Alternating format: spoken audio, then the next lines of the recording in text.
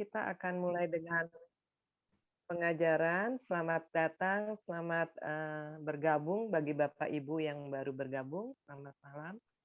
Saat ini kita akan melanjutkan pelajaran yang keempat mengenai 3M ya, membaca, merenungkan, dan mewartakan dari buku harian Santa Faustina. Silakan Ibu Eti.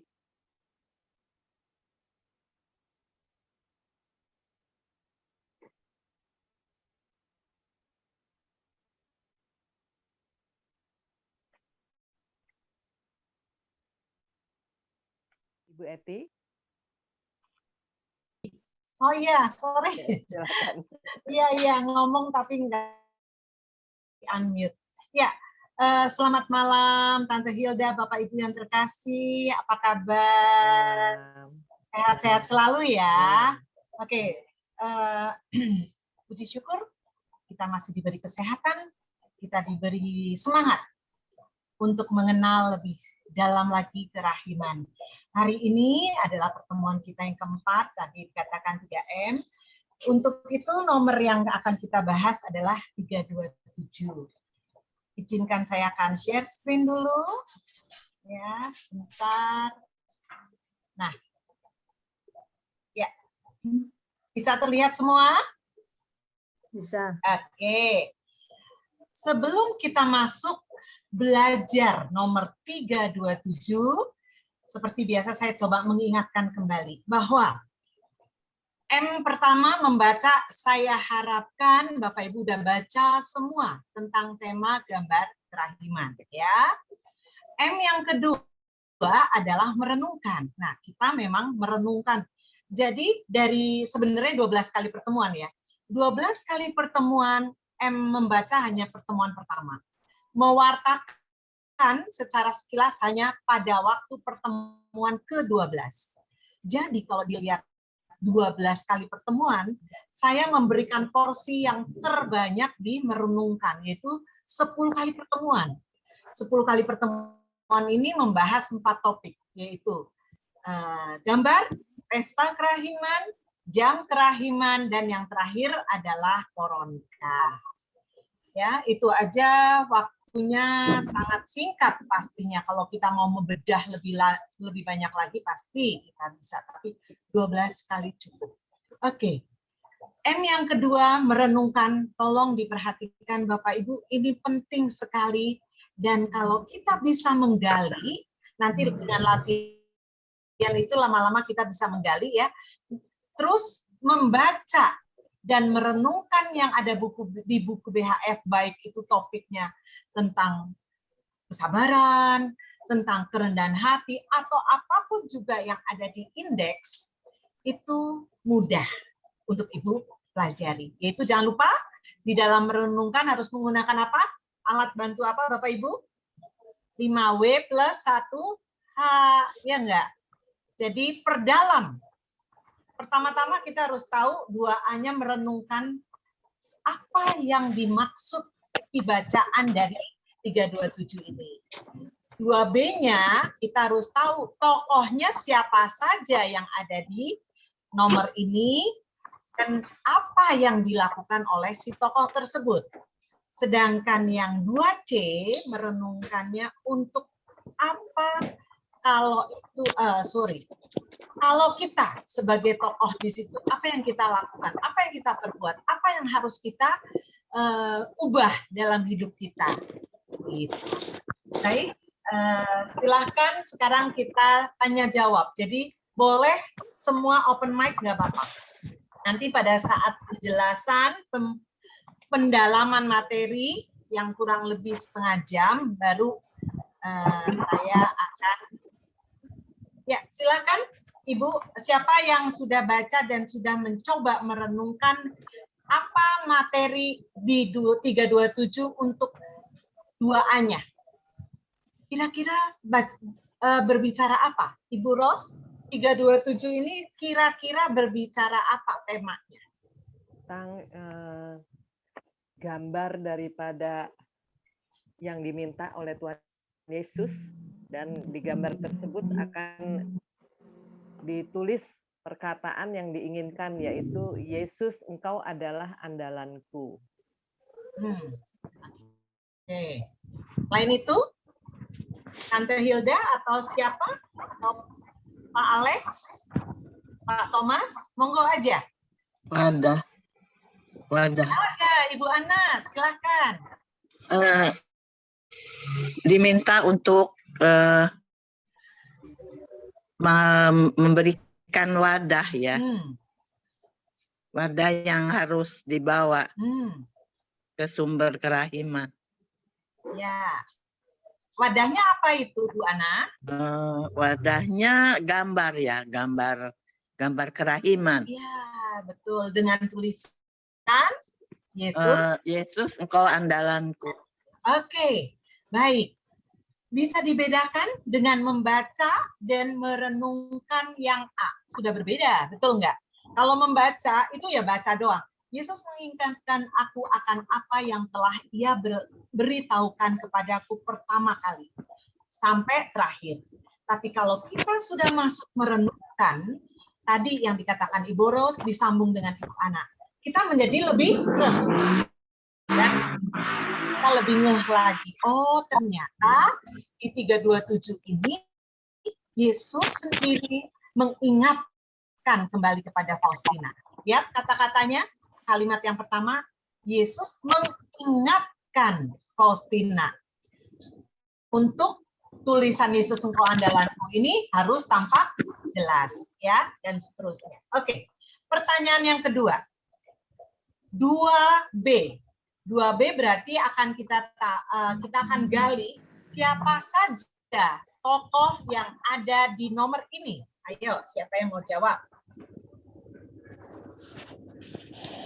Siapa? Ibu Meike?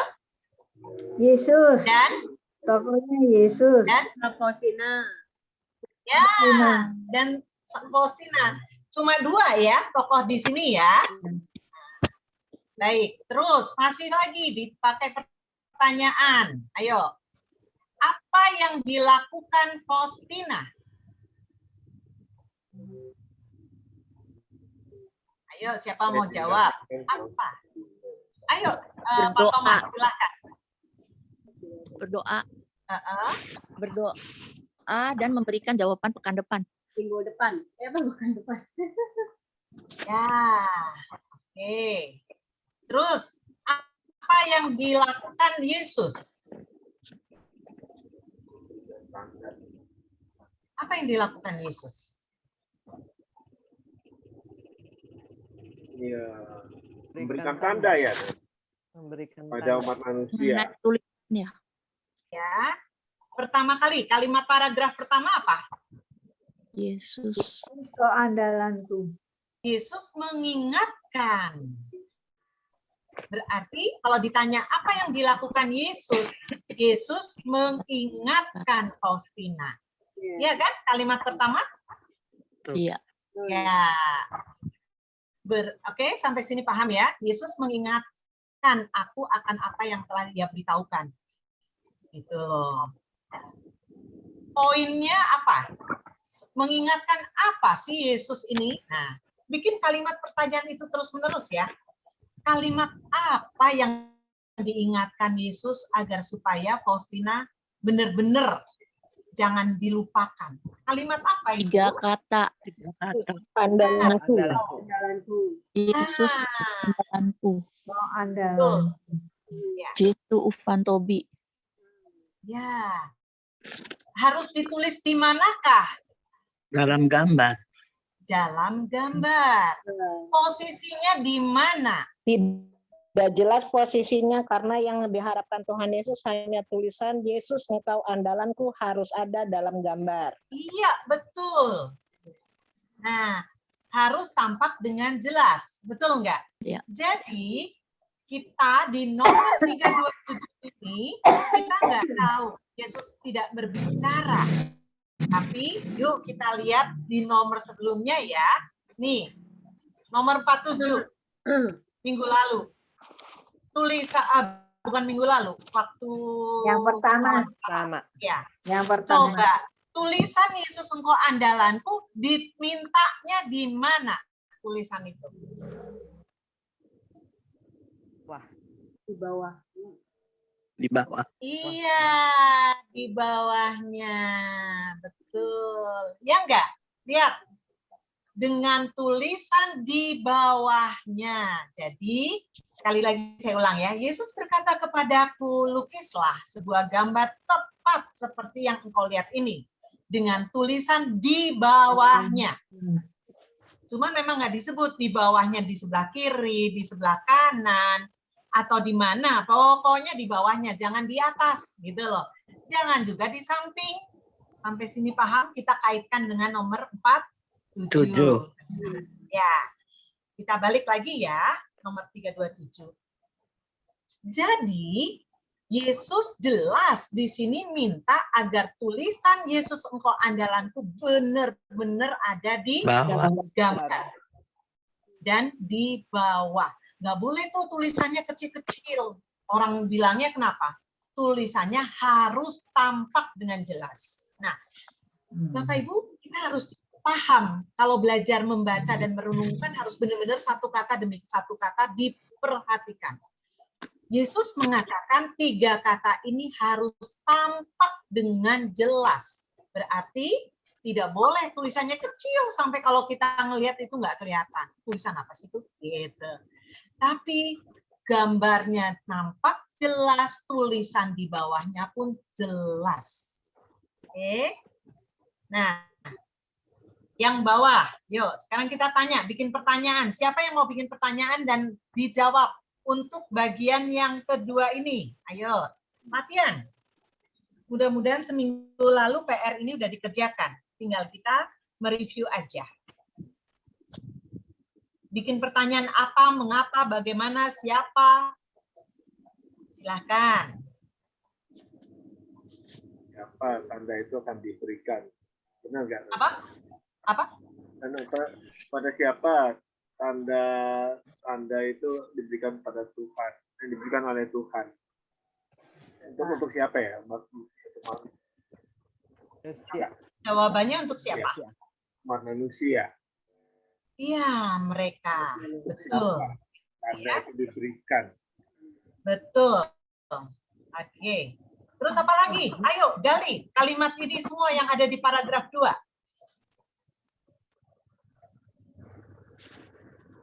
Pakai kalimat tanya, yuk. Apakah wadah itu?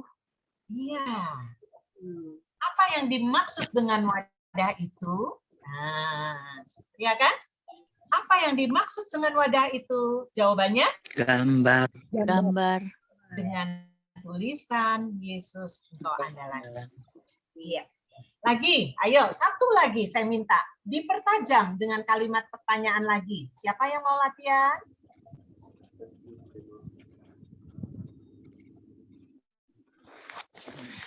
Ayo. Silakan. Kurang keras? Ya, Pak Thomas. Boleh nggak? Mengapa kata-kata Yesus atau andalanku harus tampak dengan jelas? Bagus banget. Ya, bagus banget, Pak. Jawabannya, Pak?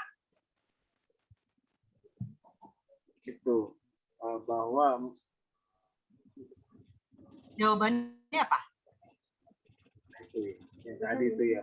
Agar bisa dilihat orang Agar dari bisa jauh. dilihat orang dari jauh. Agar bisa dilihat orang dari jauh.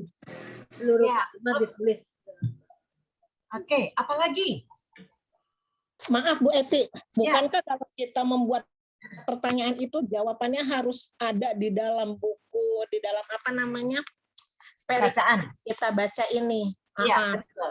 Tapi kalau sudah kenapa, itu memang perenungan yang dalam, menggali. Kalau apa, siapa, di mana, pasti ada di sini. Betul nggak? Tapi kalau sudah alasan, kenapa? Belum tentu ada di sini. Tapi kita harus merenungkan itu. Justru, Bapak Ibu, dengan pertanyaan-pertanyaan, mengapa ya? Kenapa ya? Nah, ya kan? Kenapa dari tadi Yesus bilang tulisan ini penting banget loh. Harus jelas, harus tampak jelas. Ini merupakan wadah yang tulisannya Yesus andalan. Berkali-kali Yesus mengatakan meminta kita gambar itu ada tulisannya. Berarti timbul pertanyaan dong buat Iya. kita. Kalau Kenapa ya? Thomas, boleh. Ya silakan. Karena ingat bahwa hanya harus mengingat manusia bahwa hanya Yesus yang menjadi andalan, bukan manusia-manusia yang lain, bukan yang lain. Jadi menekankan kepada hanya Yesus lah gitu. Bukan dokter, bukan siapa, bukan. Betul sekali Pak Thomas. Oke. Baik, ada lagi yang mau menjelaskan kenapa ya? Kenapa Yesus di nomor 327 ini selalu menekankan Yesus engkau andalan? Saya Bu Eti. Ayo, silakan Ibu Yuli. Nah, saya nih kan kata Bu Eti suruh baca merenungkan. Nah, sama seperti Pak Thomas, pertanyaan nomor 6 saya tulis gini. Mengapa Tuhan Yesus menghendaki kalimat Yesus engkau andalanku ada dalam gambar? Nah, terus terang Bu Eti, ini saya nggak dapat jawabannya sampai sekarang. Oke, belum dapat? Ya. Nah, kalau dipikir dari gambar, kita ingat gambar deh ya. Kan tangan Tuhan Yesus sama sinarnya gitu kan. Ya. Nah, saya berpikir gini, baru ini jawaban ini aja ya Bu Eti mengingat gambar. Kan itunya ditusuk tombak tuh. Ya. Lambung. Dan darah. Ya. Itu kan sakitnya habis-habisan tuh. Betul. Udah sakit, benar habis-habisan. Sakit, kecewa, ditinggalkan. Ya. Dia masih memberikan cintanya, bilang kalau mungkin dia bilang ini Yuli sendiri ya, ini aku udah disakitin loh sama kalian gitu loh sampai sehabis-habisnya, tapi saya masih mau memberikan cinta saya untuk kamu. Saya mau tetap jadi satu-satunya penolong buat kamu. Yuli mikirnya seperti itu. Baru sekarang berharap salah. Enggak. Bapak Ibu, Bu Yuli bagus, terima kasih. Ya. Jadi Bapak Ibu, kalau tadi kita belajar satu tahap 2A, 2B, yang sangat dipentingkan adalah 2C. 2C apa? Permenungan itu kita kaitkan dengan kita pribadi, ya. Tadi itu bacaan itu dikaitkan dengan diri kita pribadi. Apa yang harus kita lakukan? Biasanya jawaban pertanyaannya adalah kenapa, bagaimana. Itu akan kena banget di diri kita. Seperti jawaban Pak Thomas, seperti jawaban Bu Yuli, memang tidak ada. Tapi itu bisa keluar karena apa Bu Yuli? Merenung kan? Ya enggak? Merenung kan? Kenapa Yesus mau banget tulisan itu ada gitu loh. Betul. Nah, itu berarti sudah masuk ke 2C. Paham Bapak Ibu? Nah, kalau sudah sampai ke 2C, maka diharapkan dengan latihan terus-menerus pastinya, kita akan mengalami perubahan dalam diri kita. Perubahan jadi apa? Jadi baik. Gitu. Yang tadinya marah-marah, kita makin menyadari tentang kerahiman, betapa besar cintanya tadi Bu Yuli bilang, otomatis kita akan sadar, aduh ngapain dia marah-marah ya, Tuhan begitu baik kok kepada kita. Nah, sampai sini paham ya? Baik, sekarang saya minta untuk di-mute semua, karena saya akan memberikan pendalaman dari 327 2C-nya. Ya, oke. Terima kasih atas kerjasamanya. Bapak Ibu yang terkasih dalam Yesus Kristus, pertanyaan kenapa Yesus engkau andalanku harus tampak jelas, gitu kan? Pertama, jawabannya berarti ini penting. Betul? Setuju ya? Yesus berkali-kali ngomong. Dan Bapak Ibu tahu bahwa kata-kata Yesus engkau andalanku adalah satu-satunya setelah Yesus wafat dan bangkit ya. Kalau kata-kata yang Yesus catat itu ada pada waktu dia hidup, ada, kita bisa baca di mana? Di Injil Markus, Matius, Lukas, Yohanes itu ada. Tapi semasa dia hidup. Tapi setelah dia bangkit, satu-satunya yang diakui oleh gereja Katolik dalam hal ini tahun 2000, betul, oleh Yohanes Paulus II. Jadi buku catatan ini resmi, bukan tidak resmi, diakui kebenarannya. Dan berarti kita harus mengakui bahwa ini adalah tulisan satu-satunya. Bapak Ibu yang terkasih, dengan kayak gitu kita makin sadar, makin sadar kan? Yesus, apa ya maksudnya engkau kok tulisan ini harus jelas, harus dipajang, harus dihormati, harus ada perayaan. Minggu lalu masih ingat? Harus menjadi pesta kerahiman. Bapak Ibu yang terkasih, ini berarti sangat-sangat penting. Semoga semuanya setuju. Yang kedua, gambar kerahiman, karena ini kaitannya dengan gambar kerahiman dan pesta kerahiman ya. Gambar kerahiman juga satu-satunya.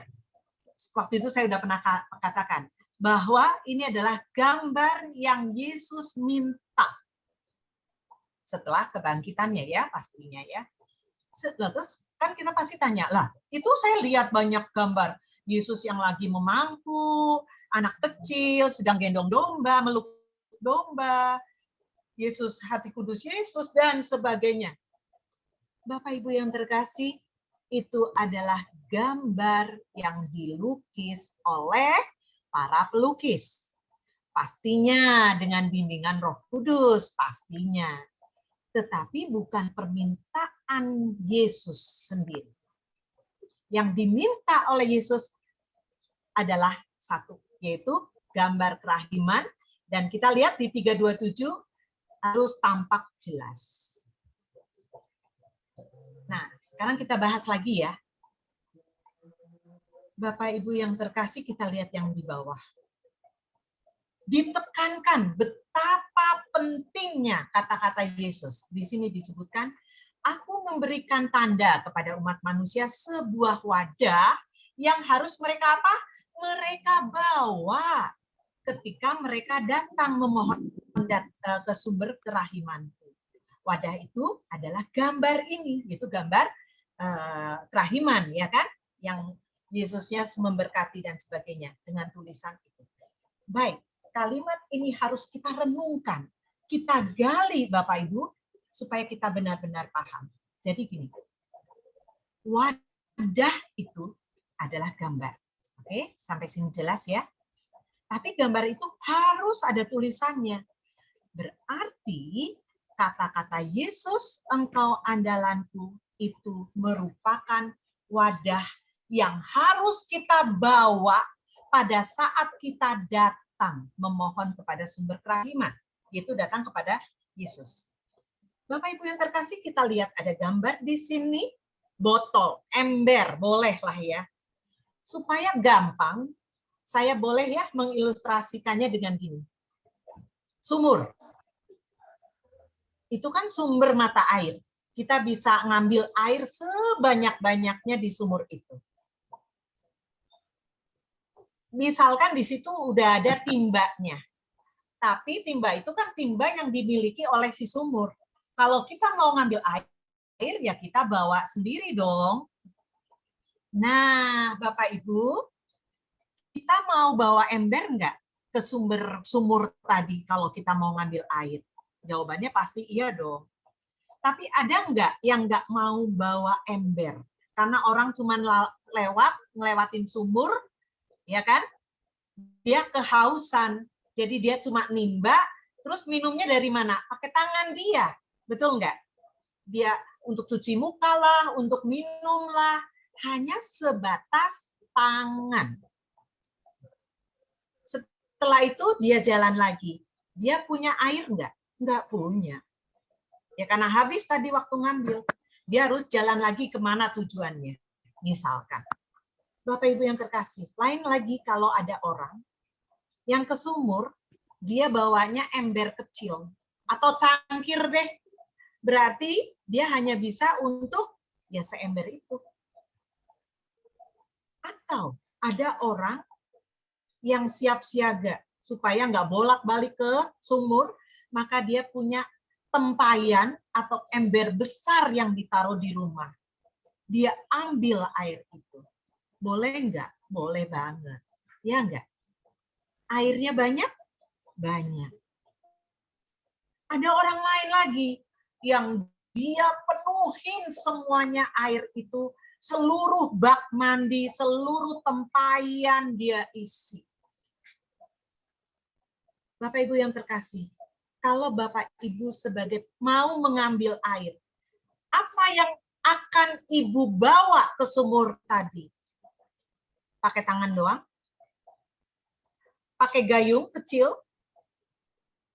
Atau ember cuma satu ember aja yang saya isi?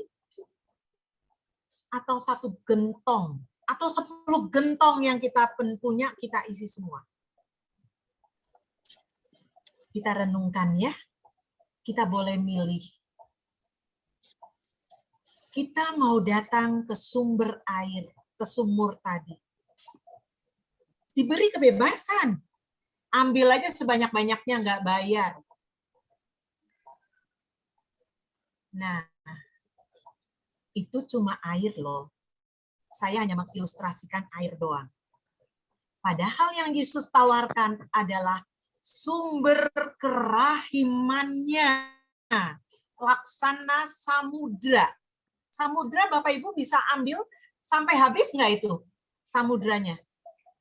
Nggak bakalan habis. Ya nggak? Mau dibawa, mau diambil oleh sejuta orang. Buktinya sampai sekarang laut masih ada tuh. Samudra masih ada tuh. Padahal diambil oleh berapa miliar orang. Sampai di sini paham? Nah, jadi kalau Tuhan Yesus sendiri sudah menyatakan, ayo datang, ayo ke sini, ke sumber rahmat kerahiman. Bawa ya wadahnya. Yesus menawarkan loh Bapak Ibu. Bawa ya. Ingat di sini kata-katanya yang kedua, bawa ketika aku datang memohon ke sumber kerahiman. Suruh bawa loh wadahnya. Bapak Ibu yang terkasih, mulai paham makna ini? Kita diundang untuk datang. Tapi jangan lupa, bawalah wadah. Tergantung kita. Kita diberi kebebasan. Mau nggak bawa wadah karena wadahnya tangan kita doang? Ya boleh. Mau wadah cangkir, saya ulang sekali lagi karena ini sangat penting nanti maksudnya. Boleh. Ibu Rus mau bawa gentong atau tangki itu, apa namanya, yang untuk ngisi bensin dan sebagainya, boleh. Nggak bakalan habis. Pertanyaan saya, kalau kita tahu yang kita datangi adalah sumber kerahiman laksana samudra, kita mau datang dengan membawa wadah seperti apa? Hati. Seperti? Hati. Hati enggak, maksudnya? Hati. Ya, tapi maksudnya saya Hati. wadahnya seperti, wadahnya mau kecil, gede, atau sebanyak-banyaknya? Halo? Silahkan jawab. Banyaknya. Sebanyak-banyaknya. Oke. Karena sebanyak-banyaknya akan dikasih kan tanpa bayar juga kan? Betul. Betul. Sekarang Bapak Ibu, kalau Bapak Ibu sudah memahami itu, benarkah kita mau datang dengan wadah yang sebesar-besarnya? Jawabannya, iya, saya mau Tuhan. Saya mau membawa wadah sebesar-besarnya. Lanjut. Wadah itu adalah apa? Wadah itu adalah gambar dengan tulisan Yesus Wadalanku. Apakah maksud dari kalimat ini berarti kita bawa gambar? Gambarnya saya bawa nih. Bawa kemana saya pergi? Bukan. Bukan itu maksudnya. Tetapi gambar itu sudah harus ada di dalam jiwa kita. Iya, betul Tante Hilda. Nah, Masih ingat? Masih ingat? Saya akan coba ini kan. Yuk kita renungkan dulu. Coba bayangkan gambar ini. Berarti gambar ini yang harus ada di dalam benak kita. Apa Bapak Ibu yang minggu lalu saya terangkan? Tangan kanan Yesus memberi berkat. Berarti sepanjang hidup kita, baik suka maupun duka, kita harus yakin. Nggak boleh takut karena Yesus memberi berkat. Dan dari kiri akan memancar rahmat kehidupan dan kekudusan. Kita harus berlindung di dalam kekudusan itu. Melalui apa? Sakramen-sakramen tobat, sakramen permandian, sakramen ekaristi. Nanti kita akan bahas minggu depan, ya. Bukan minggu depan, pertemuan yang akan datang. Bapak Ibu lihat, perhatikan kakinya Yesus. Yuk kita lihat. Kakinya lurus atau yang ke depan satu, betul nggak? Sejajar atau melangkah. Sejajar atau melangkah. Melangkah. Artinya apa? Apa maknanya itu? Yesus berjalan. Yesus mau menghampiri kita. Datangi kita. Ya, Yesus mau menghampiri kita. Yesus mau memberi berkat kepada kita. Jadi Bapak Ibu, kalau kita mengalami kesulitan, kekhawatiran, ingat gambar ini. Karena Yesus sendiri mengatakan inilah wadah. Artinya kepercayaan iman kita bahwa Yesus tidak pernah akan meninggalkan kita asalkan kita mengandalkan Dia. Dia akan terus memberikan berkat-Nya. Dia akan datang. Cuma permasalahannya kita yang suka nggak dengar, kita yang suka nggak mau mengandalkan Tuhan. Mudah-mudahan Bapak Ibu sadar, kita semua sadar betapa kasihnya Tuhan Yesus kepada kita. Dia mau menjemput kita, dia mau menjemput, mau menghampiri kita. Ingat, makanya kenapa dikatakan wadah itu adalah gambar. Artinya gambar ini punya makna yang luar biasa. Tadi saya bilang gambar ini satu-satunya yang Yesus minta. Nggak mungkin kalau nggak penting. Nah, tinggal kita harus bisa mengaplikasikan dalam hidup kita. Apa makna penting daripada gambar ini? Yaitu memberi berkat. Memberi perlindungan, kekudusan, dan hidup yang kehidupan dan kekudusan. Dan yang terakhir, ada tulisan Yesus engkau andalan. Oke, Bapak Ibu, saya mau bandingkan. Tadi jawaban Bapak Ibu kan mau bawa wadah yang segede-gedenya, istilahnya tadi ya, ilustrasi tadi waktu kita datang ke sumur ya. Saya mau bawa ember yang gede. Berarti Bapak Ibu mengandalkan Yesus 100%. Tetapi apakah iya? Apakah Ibu yakin di dalam menghadapi peristiwa hidup seperti ini, dalam kondisi pandemi seperti ini, apakah benar Ibu benar-benar mengandalkan Yesus? Jatuh bangun. Yang berarti, ya Bu Yuliana, betul. Berarti Bapak Ibu membawa wadah sepenuhnya untuk wadah kosong, karena sepenuhnya akan diisi dengan mengandalkan Yesus. Atau sebaliknya, kita punya wadah sih gede, gitu kan? Tadi kan kepengennya gede, tapi dalam prakteknya kita hanya mengandalkan Yesus 10%. Yang 90 apa? 90%. Kita tetap mengandalkan pada manusia biasa. Mengandalkan, apalagi makin tidak baik, mengandalkan dukun, mengandalkan misalkan narkoba, misalkan kesulitan duit nih ya, kita kesulitan duit.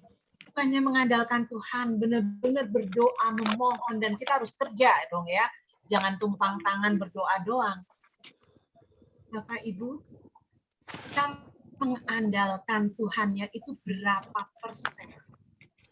Apakah kesulitan itu akhirnya, kata temen, bisa tuh, ada tuh si dukun itu memberikan pesugihan katanya gitu. Ikut gitu.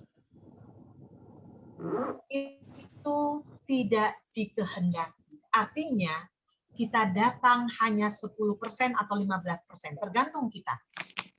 Tetapi kalau kita benar-benar mengandalkan Tuhan, kita tidak takut. Apa ciri-ciri? Oh iya, ini pertanyaannya gini. Apa ciri-cirinya kalau kita benar-benar menyatakan mengandalkan 100%?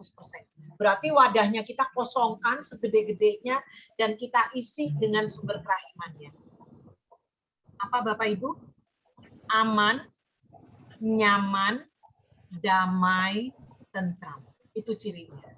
Bapak Ibu boleh ngomong, di mulut kita bisa ngomong kan, Yesus engkau andalanku. Oh, Eti, aku mah mengandalkan Tuhan. Saya selalu berbicara, Yesus engkau andalanku, Yesus engkau andalanku. Bapak Ibu yang terkasih, Bapak Ibu boleh ngomong Yesus engkau andalanku sampai berapa kali. Tapi tindakannya apakah benar? Apakah hati kita juga benar? Mulut gampang ngomong. Tapi hati tidak bisa dibohongi. Nah, jadi ciri-cirinya kalau bilangnya di mulut, oh saya mah mengandalkan Yesus. Udah pasti saya mengandalkan Yesus. Tetapi ibu bapak masih merasa cemas, masih merasa takut, masih merasa khawatir, maka itu maaf, Bapak Ibu belum membawa wadah yang besar kepada Tuhan. Bapak Ibu masih membawa tempat kecil untuk diisi oleh kerahimannya. Karena sisanya Ibu masih menggantungkan orang lain.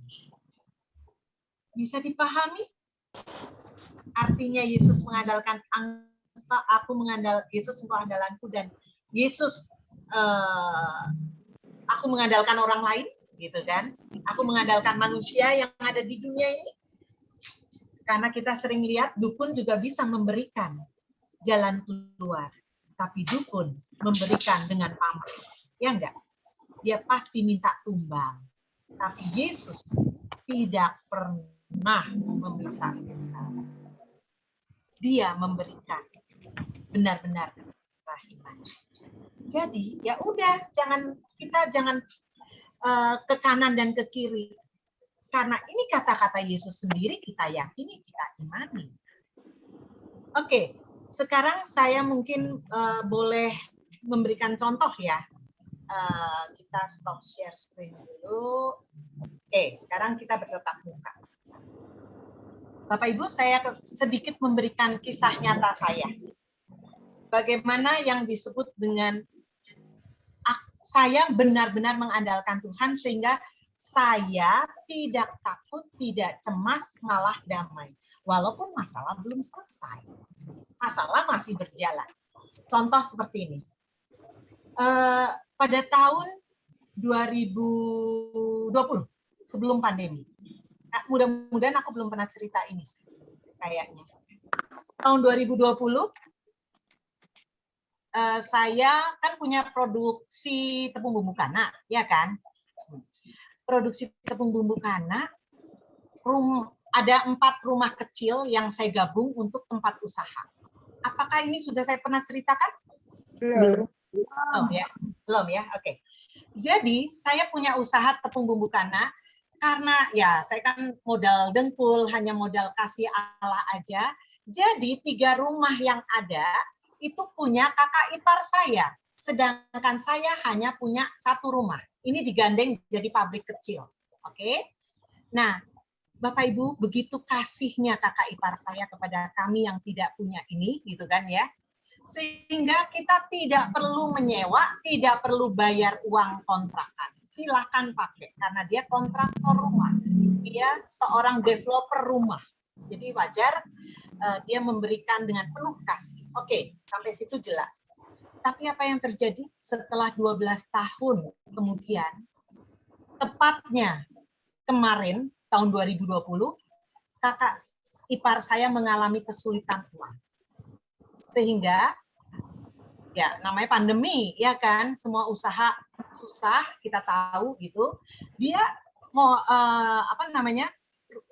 asetnya banyak banget, tapi dia butuh cash, uang cash. Nah, akhirnya dia bilang dia mau jual deh. Walaupun dia mau jual yang rumah lain, tapi saya tahu diri juga kan, dia lagi butuh duit loh, duit cash. Akhirnya saya bilang, Ci, boleh nggak kalau saya beli rumah yang 3 ini dengan cara saya nanti jual tanah saya. Karena tanah itu sebenarnya saya udah persiapkan untuk perluasan usaha. Jadi rumah itu yang pinjaman ini akan saya tinggalkan, saya bangun di tanah yang baru. Saya punya tanah, Ci. Saya jual, dan nanti hasil penjualannya itu untuk melunasin ya. Ini sebelum pandemi loh, masih bulan Januari, dan sekarang saya punya uang cuma 250 juta. Bayar, Cici pakai ya, ini dulu. Tapi yang lainnya nanti cicil ya, saya mau nyicil. Bapak Ibu yang terkasih, Tuhan itu luar biasa. Apa yang terjadi? Bulan Maret awal, kita tahu semua, pandemi plus. Pemerintah menyatakan lockdown. Padahal saya di pasar-pasar tradisional. Apa yang Bapak Ibu rasakan kalau Bapak Ibu sebagai saya? Uang udah nggak ada. Karena uang tabungan tadi, saya sudah untuk bayar nyicil. Betul nggak? Terus saya berpikir, ini gimana ya? Untuk bayar karyawan gimana? Satu. Kedua, yang lebih penting adalah bagaimana saya harus bayar utang, notabene Cici yang begitu baik, di mana sekarang lagi kesulitan, saya tidak bisa bantu. Beban mental nggak Bapak Ibu? Sangat beban mental. Tapi kondisi seperti apa? Jual tanah pada saat pandemi juga susah. Coba. Bapak Ibu yang terkasih, kita rapat malam. Besok, nih minggu malam, betul, minggu malam. Besok Senin lockdown. Saya ingat banget minggu malam kita berempat, jadi saya, suami, dan 2 anak saya, kumpul di meja makan yang kecil ini, kita ngomong, gimana ya? Bagaimana ya? Utangnya, dan sebagainya lah. Bapak Ibu yang terkasih, itu intinya kalau kita selalu dekat dengan Tuhan. Khawatir? Ya. Cemas? Iya. Takut? Iya. Semua ada. Karena kita nggak tahu jalan keluarnya apa. Gelap. Dan pandemi ini kan baru pertama kali. Ya kalau tahun ini kita udah tahu kurang lebih. Ya enggak. Awal-awal itu benar-benar kayak kita tuh, wah nggak ngerti lah. Gitu. Beban utang saya 1,57 M. Bisa dibayangkan. Nah, apa yang terjadi Bapak Ibu? Dengan merenung, dengan akhirnya diem doang. Suami nggak bisa ngomong, anak nggak bisa ngomong, aku nggak bisa ngomong. Karena memang nggak ada jalan. Tapi ada satu jalan Bapak Ibu. Saya duduk bersimpuh, saya langsung masuk ke kamar saya duduk bersimpuh, saya pandangi gambar Yesus, saya pandangi salib dan lilin. Di situ ada patung Maria juga, dan foto mama papa saya almarhum. Saya berdoa, Tuhan Engkau tahu, aku pusing, aku nggak ngerti, aku gelap. Jadi ngomong kayak ngomong biasa aja Bapak Ibu. Diam, setelah itu diam. Karena memang nggak bisa ngomong. Diam aja. Tuhan Engkau tahu. Pandangilah gambar kerahiman. Ingat, tangan kanan memberkati. Pandang itu. Yesus disalib, menderita untuk kita semua, supaya kita selamat. Pandangi itu. Nggak usah ngomong, Tuhan tahu. Diam, bersimpuh di depan gambar kerahiman dan salib. Itu jalan keluarnya. Dan luar biasa, Bapak Ibu, keluar dari doa, saya cukup lama. Doa di situ saya cukup lama. Diam loh ya, diam doang. Akhirnya Bapak Ibu apa? Saya keluar dari kamar yang tadinya takut, cemas, khawatir, bingung, itu kayak diangkat. Plus hilang. Percaya tidak? Itulah Yesus Engkau andalan. Saya benar-benar mengandalkan Tuhan karena memang saya nggak bisa apa-apa lagi. Nggak bisa. Saya sadar, Tuhan saya nggak bisa apa-apa. Jadi kayak bener-bener, nih loh Tuhan, aku yang nggak bisa apa-apa, tapi Engkau bisa. Keyakinan iman kita bahwa Yesus Maha Rahim pasti melihat kita yang sedang kesulitan. Dia mengasihi kita. Akhirnya, apa yang terjadi Bapak Ibu? Besoknya, pagi-pagi, ya udah, kita coba ngomong, kalau memang nanti ada karyawan saya kan keliling pasar, kalau nggak boleh, ya udahlah kita pulang. Coba. Tapi khawatir nggak? Enggak. Cemas nggak? Enggak. Nah, itulah kuasa Roh Kudus. Kalau kita benar-benar mengandalkan. Maka nomor 327 buat saya itu seneng banget. Saya imani banget itu benar adanya. Oke? Dan anehnya, aneh bin ajaib, karena mukjizat ternyata masih ada sekarang maupun sampai kapanpun. Percayalah. Asalkan kita 100% mengandalkan dia. Sehingga sumber kerahiman itu masuk ke saya besar sekali. Apa yang terjadi Bapak Ibu? Yang terjadi dalam 5 bulan. Itu Maret ya. Sampai Agustus, pertengahan lagi. Lunas. Kenapa bisa? Itulah karya Tuhan. Saya tidak bisa menjawab kenapa bisa lunas sebesar itu bisa lunas.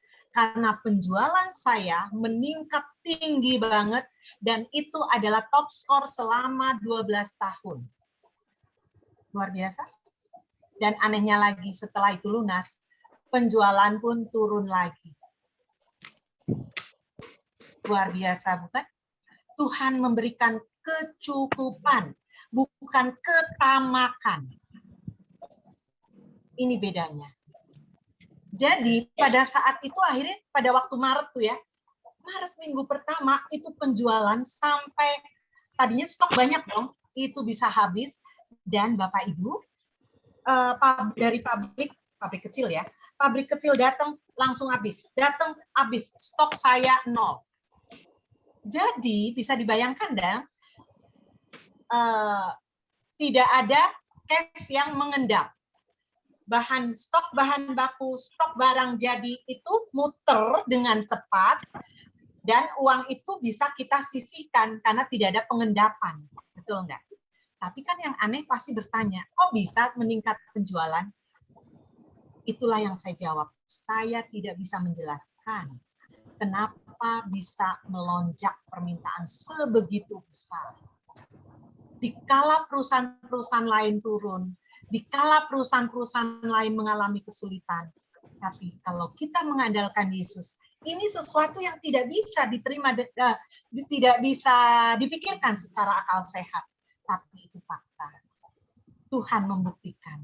Dan akhirnya, tidak ada rasa, walaupun waktu hari pertama, hari kedua, hari ketiga pasti dong, waduh ini nggak ada penjualan.